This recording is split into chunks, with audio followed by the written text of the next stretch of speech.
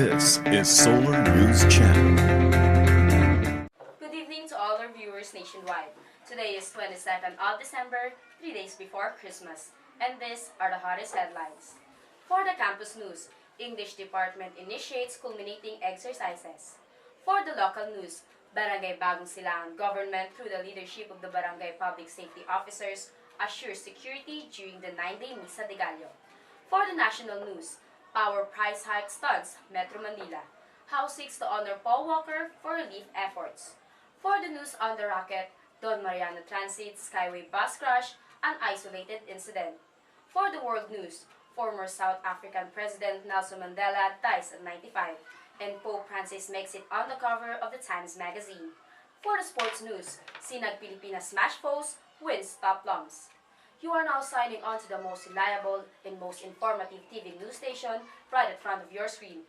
I am Dula and this is Solar News TV Channel 21, where multi-directional news is always up to date. For some sort of interviews of the selected baggers of major deals, The month of November has finally came to its end when the 2013 annual English culminating exercises have completed.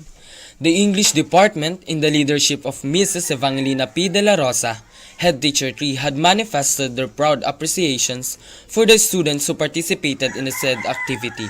The principal told Solar News that Bagong Silangan High School will nearly go towards the campus's vision that by 2015, the said campus will be a learning institution that trains well-developed and globally competitive students. In accordance to the activity, the English teachers, led by Mrs. Teresita de Maunahan, had announced the cream of the crop of the various campus competitions in celebrating the English month.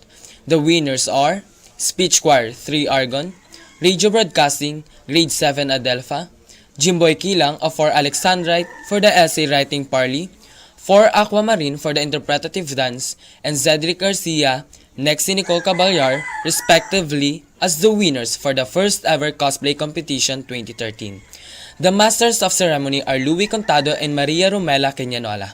This is Aaron Guatno reporting for Solar News TV, Channel 21.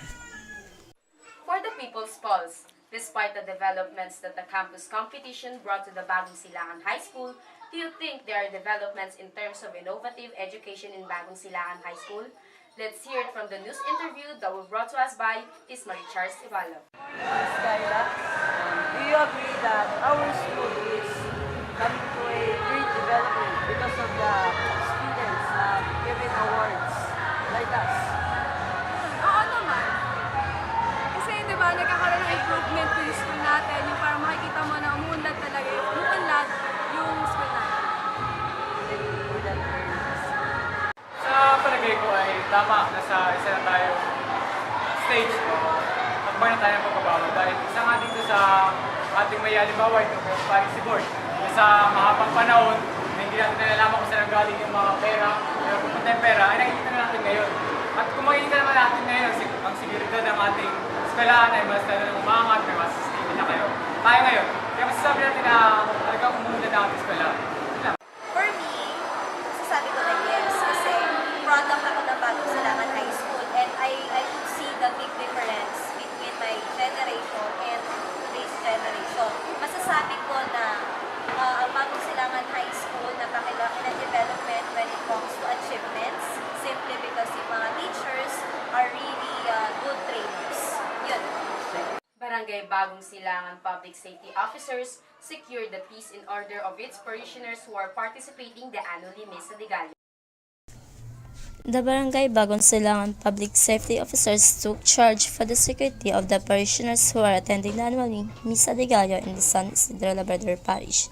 Barangay Chairman Mrs. Crisel Beltran told Solar News TV that the government will do their best in order to secure its residents, for the people are its top priority. Based on her yearly observation, Bagong Silangan is one of the most peaceful and secure barangay in Quezon City, for there are no riots and gang wars strike during the celebration of the Misa de Gallo. Taborno reporting.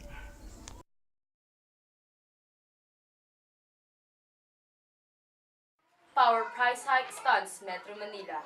For more of the story, let's hear from the Solar News TV co-anchor Sean Paul Traballo. Energy Regulatory Commission or ERC granted on Monday, December 9, the proposal of power distributor Manila Electric Company or Meralco to conduct its generation cost hike in 3 tranches starting this month in response to the request to ease the burden of the power consumers this Christmas season. In the deliberation between the two parties on Monday afternoon, the ERC granted the Meralco's Option 3, which will allow Meralco to distribute the 4 peso and 15 centavo per kilowatt hour power rate hike in 3 months. However, the biggest tranche will be still implemented in December with 2 peso and 41 centavo per kilowatt hour. Meralco made the request last week after it announced its generation charge increased by 3 peso per kilowatt hour as a result of the shutdown of Malampayan natural gas platform and absence of other plants in the country. Sean Paul Traballo reporting for Solar News TV, Channel 21. Don Mariano Transit Skyway bus crash, an isolated incident. For more info, let's hear from the news story. LTFRB suspends Don Mariano Transit franchise, a Don Mariano bus, one of many lined up along East Avenue in Quezon City on Tuesday, December 17. Is tagged for LTFRB inspection. The bus franchise is under a 30-day preventive suspension after one of its buses fell off the skyway on Monday, killing at least 18 people. The operator of the passenger bus that figured in Monday morning's deadly skyway accident broke its silence Tuesday and described the accident, which left over a dozen people dead, as an isolated case. As CCTV footage from the skyway showed the bus skidding on the Range Boulevard before it fell off the elevated road, crushing a van below. The accident killed 18 people and injured 16 others, including the bus driver, who was in critical condition. This is Deepa Valley Estolas reporting. LTFRB suspends For the world news, Nelson Mandela dies at 95.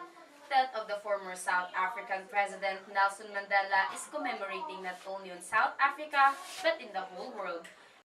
Of the former president of South Africa, Nelson Mandela, still holds true in the history of the world after fighting against racial discrimination for 27 years. The famous icon dies December 5 at the age of 95. Word of Nelson Mandela's death spread quickly across the globe, bringing with it a mix of respect and grief of a man who was born in South Africa, but in the end fitted the world.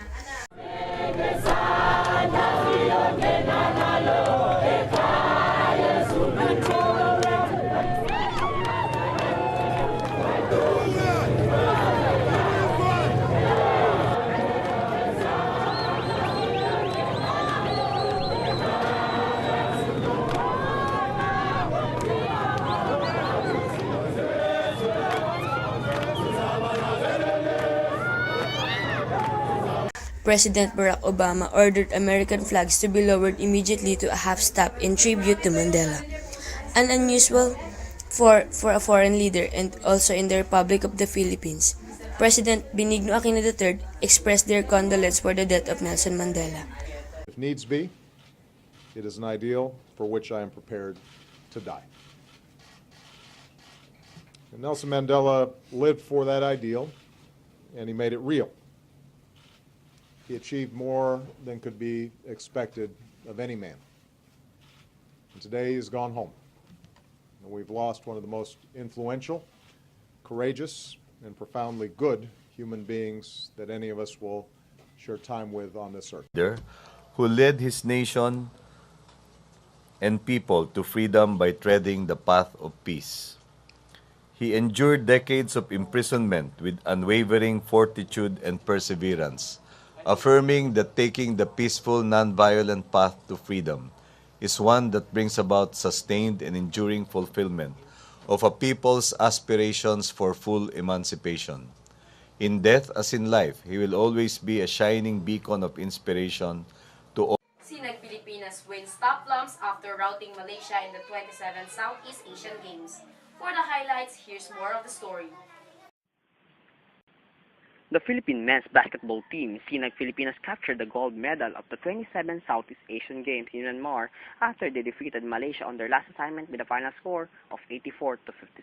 The win is just a formality for the Philippine team as they swept the men's basketball tournament of the Myanmar SEA Games with a pure 6-game victories against the best basketball team, the Southeast Asian region. NU's Bobby Ray Parks finished with 18 points during the Philippines' last game.